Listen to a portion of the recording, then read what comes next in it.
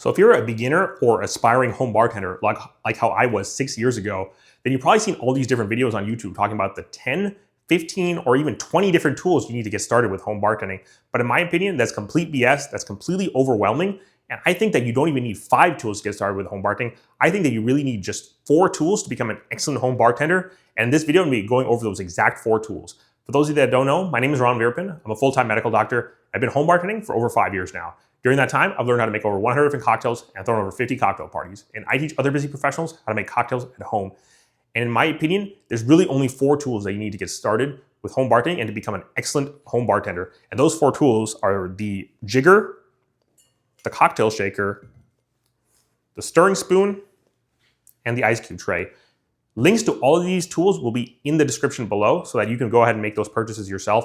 These are not affiliate links. These are just the tools that I've sworn by for nearly 6 years now as a home bartender. And these are the most important tools that you really need. And one thing that's really important that I like to apply to home bartending, it applies to really a lot of different areas of life, and that's the Pareto principle.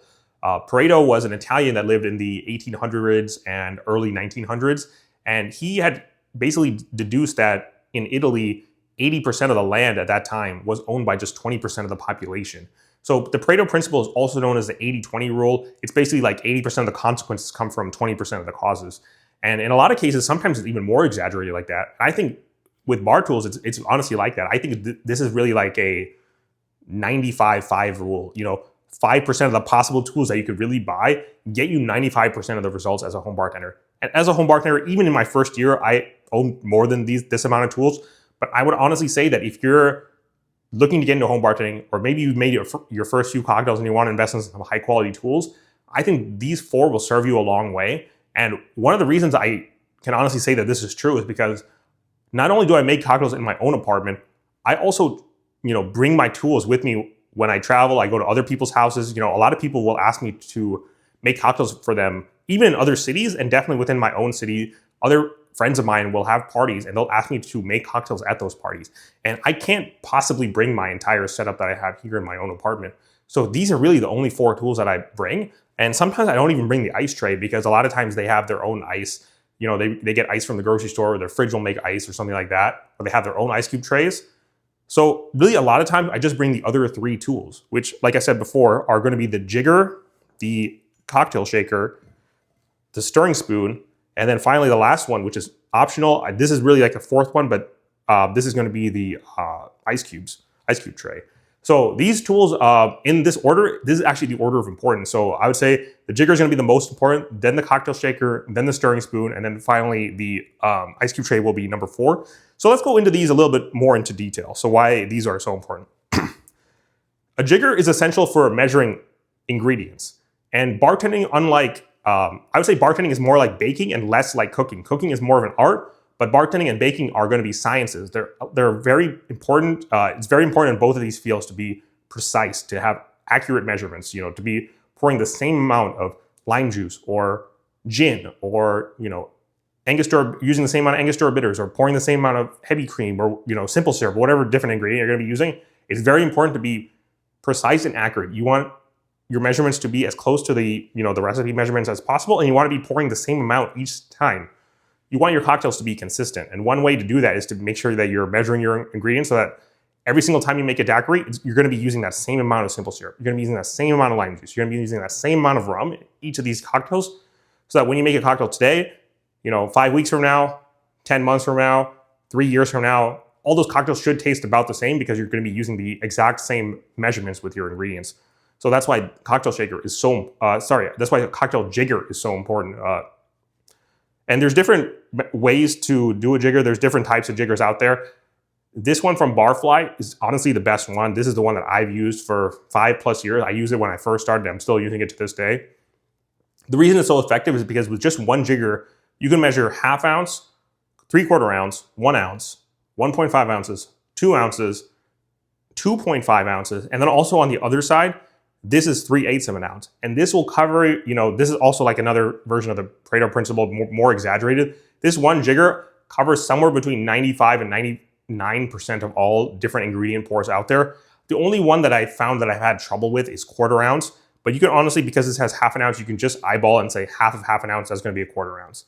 because I'm more advanced and I'm kind of like OCD and crazy about that, I have a second jigger that just measures 1/4 ounce, but this is used so rarely. It's not used in the vast majority of cocktails. The vast majority of cocktails will call for 1/2 ounce, 3/4, 1, 1.5, 2.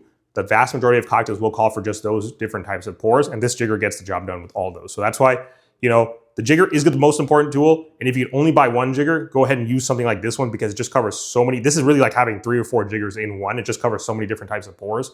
That's why this is the one that I swear by. Then after the jigger, your next most important tool the second most important tool is going to be the cocktail shaker. It's a lot of different cocktail shakers, a lot of different types of cocktail shakers. The two main, really the main difference is Boston versus Cobbler. Cobbler is the one with, it has a big tin and then it has a head and the head has a cap. So it's really like a 3-piece and it's sort of a combination of it. It basically has a built-in strainer. So it's a combination of 2 tools, a shaker with a strainer. But that is just not used as much. And in something that you'll notice once you start going to more of these like nice cocktail bars and things like that, or when you start watching videos like myself and the other bartending YouTubers, we all use the Boston shaker, which is this type of shaker. And the main reason is because the cap tends to get stuck on top of the head. So it becomes hard to get your cocktail out of a cobbler shaker, much harder. You don't really have that issue with the Boston shaker. And really there's 2 types of Boston shakers. The best one is this one, which is called a tin on tin. You have the larger tin, and then this one is called like a cheater tin. Basically, these are going to be 28 ounces and then 18 ounces for the smaller one. The alternative is that instead of the 18-ounce smaller tin, you can use an 18-ounce pint glass. That has the advantage of you being able to see the actual ingredients, but I think there are a couple of reasons why this is so much better. One is that metal holds temperature much better, so that when you're shaking with ice, your cocktail is going to get a lot colder when you use metal on metal as opposed to a metal on glass combination. And the other reason is that glass obviously has a lot of inherent deficits, mainly being that glass can shatter or break completely, and that's not really a problem that you're going to be having with metal on metal. And that's very important because at these parties, you're going to be using ingredients that are wet and sticky, so you're not going to have maybe a good grip. And also, after a couple drinks, you're not going to be as sober, and your guests are not going to be as sober. So there's a high risk of something breaking, and that's not going to be the case with this. I've had these tins fall on the ground before at parties. I've had them I've had them get knocked over, things like that. And I would just be so much more worried if I was using a glass on tin combination. So this is much better. You're not going to have that issue of something breaking, and really causing a safety hazard for yourself and for your guests as well. And this specific one is from Cocktail Kingdom. This is the weighted one from Corico. Corico is one of the sub-brands of Cocktail Kingdom. But the reason the weighted one is better is for similar reasons, because you're going to be working with wet ingredients, sticky ingredients. People are going to be not sober. High risk of something tipping over. And when you have a weighted cocktail shaker like this, the chance of the tin slipping over is just way lower. So that's why this specific cocktail shaker is the one that I swear by. Definitely go ahead and purchase this one. Like I said, links for all these tools will be in the description below. Then next, after the cocktail shaker, the third most important tool will be the stirring spoon here. And the reason I say this is not as important, these are really the 2 biggest categories of cocktail by technique. Most cocktails are either going to be shaken or they're going to be stirred. So it's very important to have both. You need a shaker for your shaking cocktails. You need your stirring spoon for your stirred cocktails. You can obviously just use a teaspoon or tablespoon as your stirring spoon.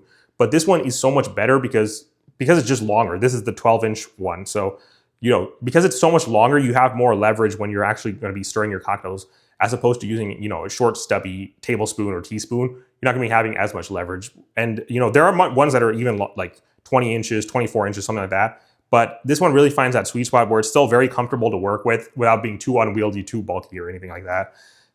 Bar spoon is used for a couple other reasons too. Sometimes some drinks will call for a bar spoon of an ingredient as another form of measurement. So that's something you can't really measure with your jigger. So this serves that other purpose as well. And the reason I like this one specifically is because it has a small muddler on the end. Muddler is not going to be enough to muddle large fruits, for example. But if you're just muddling herbs like mint for a mojito, you're muddling a sugar cube for your old fashions, maybe you're muddling like small berries like blueberries, raspberries, something like that, where it's much easier to break it, you can actually just use this. So I personally don't have a muddler myself. I most of the time will just use this when I'm muddling mint for a mojito, or a sugar cube for an old fashioned or something like that. So this really is a great multi-purpose tool. It can be used to measure, it can be used to stir, it can be used to muddle. So a lot of different use you can get out of this one. This is the 12-inch stirring spoon with the muddler end, and it's going to be from Cocktail Kingdom. So no, the jigger was from Barfly, but the stirring spoon, the shaker, and finally the fourth tool, which is the ice cube tray, are all going to be from Cocktail Kingdom.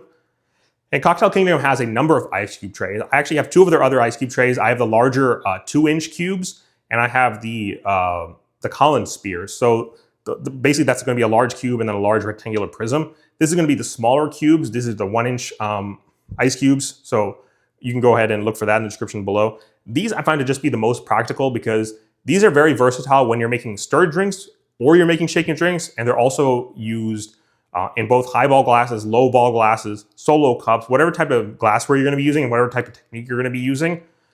These are going to be the most effective. You know, the Collins spears and are great when you're making highball cocktails. The larger 2 or even 2.5-inch cubes are going to be great when you're making low ball stirred cocktails like the Old Fashioned or the Negroni, for example. But these are just so much more versatile. So if you can only get one ice cube tray, I would say go with this. This can be used to make all of your different build cocktails, all of your different shaking cocktails, all of your different stirred cocktails, cocktails that are served up, cocktails that are served down. A lot of different purposes that you can get out of this. You can even crush them up for your crushed ice, for your tiki cocktails. This is going to be the most versatile of all the different ice cube trays out there. And although it's not as impressive looking as a Collins spear or a large ice cube, or even a sphere like the circle, this is still a huge step up from the standard ice that you get from, you know, your grocery store bags, or you get from your fridge, or you get from those basic ice cube trays. This is still a huge step up, and it'll really get you all the way there. So when it comes to the Pareto principle, the 80-20 rule, really more like a 90-10 rule or a 95-5 rule when it comes to home bartending tools. You know, those other videos, great information, but I think they're just a little inaccurate when they're saying that you need 10 tools to start with home bartending, or 15 tools, or even 20 plus tools to start with home bartending. I think that if you're trying to start home bartending, you don't even need 5 tools. You just need the 4 tools that I talked about here. This jigger from Barfly, the Boston shaker 10 on 10 from Cocktail Kingdom, the 12-inch stirring spoon with a muddler in from Cocktail Kingdom, and the small ice cube tray from Cocktail Kingdom as well. With just these 4 tools, you have your bases covered. You can make any type of amazing cocktail. You can make great stirred cocktails, shaking cocktails, build cocktails, highball cocktails, low ball cocktails, coupe glass cocktails. You can make great rum cocktails, whiskey cocktails, tequila cocktails, vodka cocktails, gin cocktails, classic, modern classic, contemporary, tiki, all the different varieties of cocktails you can make with just these 4 tools. You know, I have tons of other tools. I have the strainer, for example. I have a bottle opener. I have another jigger. I have a mat. I have tons of these other different tools. But when it comes to the essentials, honestly, if you just want to get by on your first full year, even up to 2 years as a home bartender, this is really all you need. Even now, almost 6 years into this journey, whenever somebody invites me to their house, they're like, oh, can you come over? I'm throwing a nice little party. I want to have nice cocktails for all my guests. Can you please make the cocktails? I don't bring my whole setup. I just bring just these 4 tools. Sometimes I don't even bring the ice cube tray. I'll just bring the other 3 tools. And that'll really serve me well when I'm going out to other people's places to make cocktails for them and for their guests. So, you know, I don't think that you need this huge fancy setup. The other tools, like I said, they're fun to have. You know, they're really make your bar feel more like a professional, high quality bar. But when it comes to just the bare essentials, when it comes to making the cocktails, when it comes to getting 95% of the job done, it comes from just these 4 tools. That's all you really need to get started. Not only to get started with home bartending, but to really progress into beginner and even into intermediate as a home bartender. These are the only tools that you really need. Anyways, that's all I have for today's video. If you found the advice in this video helpful, go ahead and subscribe to the channel. I like to do 2 styles of videos on this channel. The first will be a tutorial showing you guys how to make a specific cocktail. And the second style will be like this one, talking head style, where I give general advice about home bartending, go over different topics in home bartending, share tips and tricks, share stories from my own journey, things like that. I hope will help you guys become better home bartenders. And finally, if you're more serious about home bartending and you want to invest money into this hobby, I have a paid community on Skool.com. That'll be the first link in the description below. Thank you. Cheers.